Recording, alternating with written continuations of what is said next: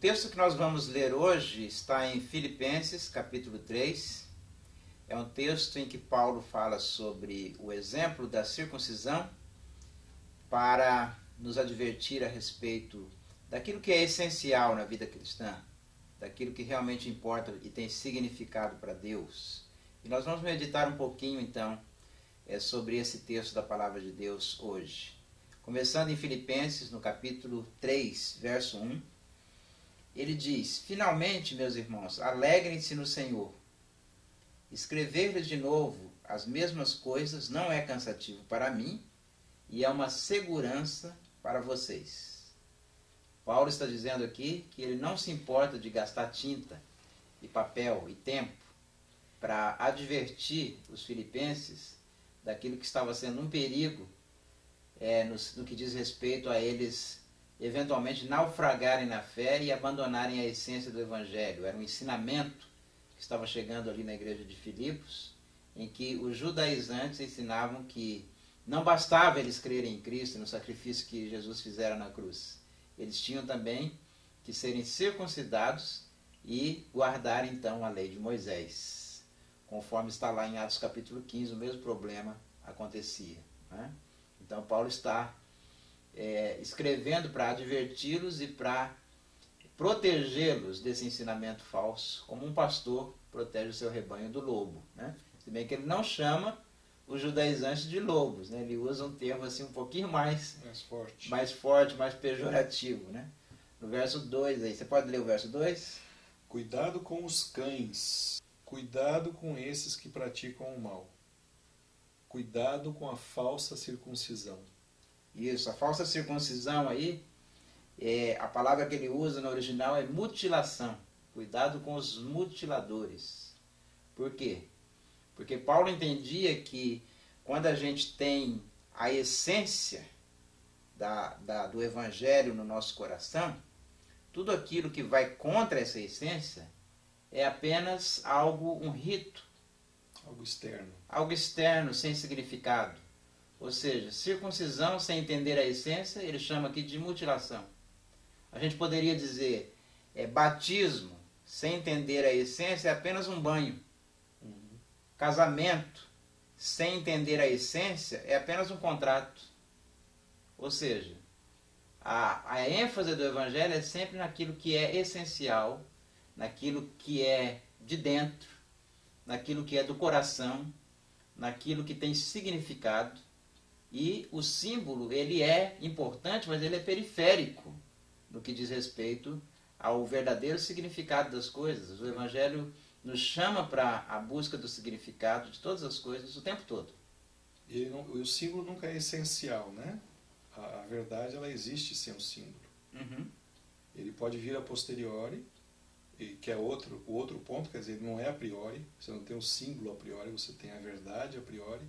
O símbolo vem a posteriori e ele pode existir ou não. Ele é opcional. Exato. O símbolo, ele é apenas uma necessidade humana.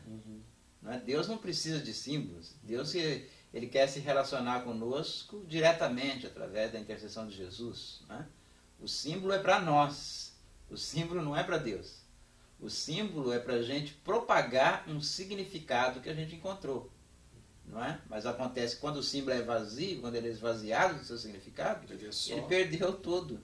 Né? Ele é só um banho, ou ele é só um contrato. E às vezes ele é até prejudicial, porque impede, a pessoa pensa, já tem o símbolo, e não vai em busca da realidade se ela conseguiu o símbolo antes. Entende? Então o símbolo é para aqueles que conseguiram a realidade. Paulo no verso 3 ele diz aí que a verdadeira circuncisão não é cortar a carne do prepúcio. Essa não é a verdadeira circuncisão. A verdadeira circuncisão, agora, somos nós que adoramos pelo Espírito de Deus e que nos gloriamos em Cristo Jesus e não temos confiança alguma na carne. Esse texto aí é importante porque ele define o que significa adorar a Deus em espírito.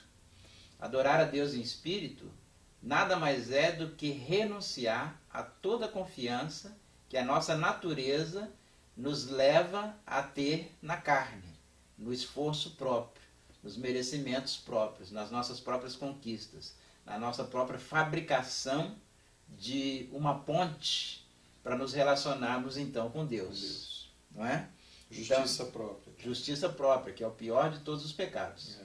Não é?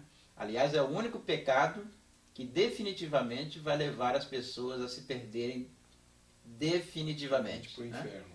Exato. É a justiça própria.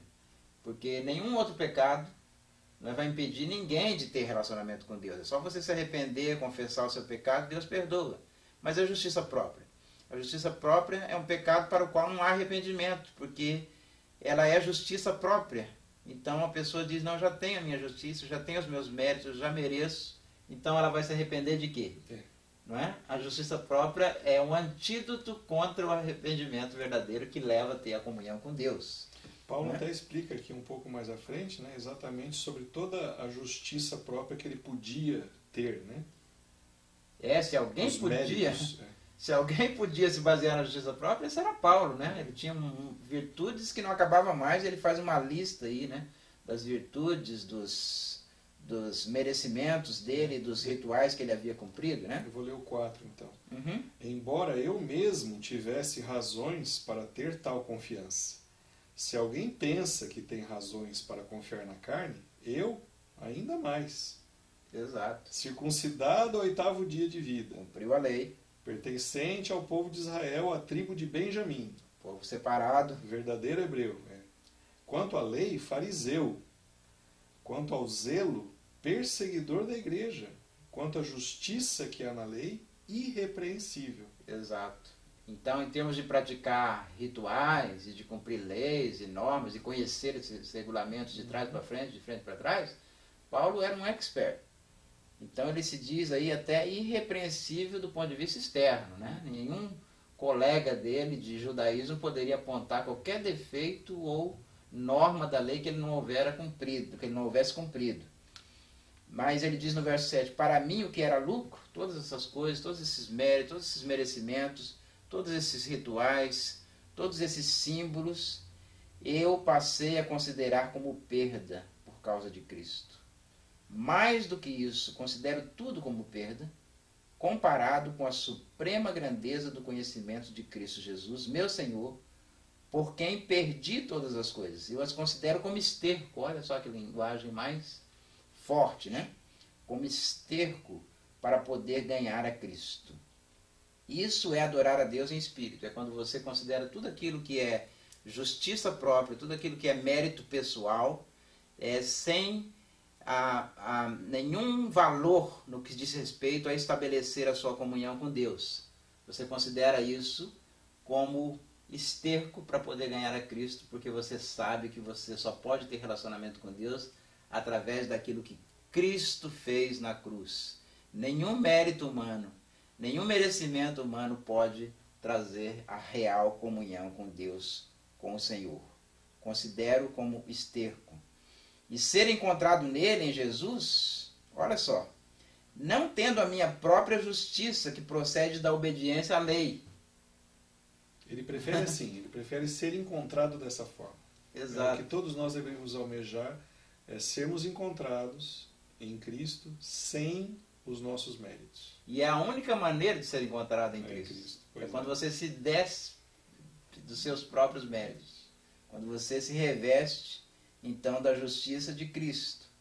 Ele diz, não tendo a minha própria justiça que procede da obediência à lei, mas a que vem pela fé, mediante a fé em Cristo, a justiça que procede de Deus e se baseia na fé. Você tem essa fé no seu coração? É dessa fé, dessa confiança na justiça de Cristo, naquilo que Ele fez na cruz, naquilo que Ele realizou no seu lugar. É isso que é o remédio para você tomar e ser livre, então, de todo pecado, de todo mal, e estabelecer, então, a sua comunhão com Deus através dos merecimentos de Cristo Jesus. Esse é o Evangelho puro e simples de Jesus. Que Deus abençoe você.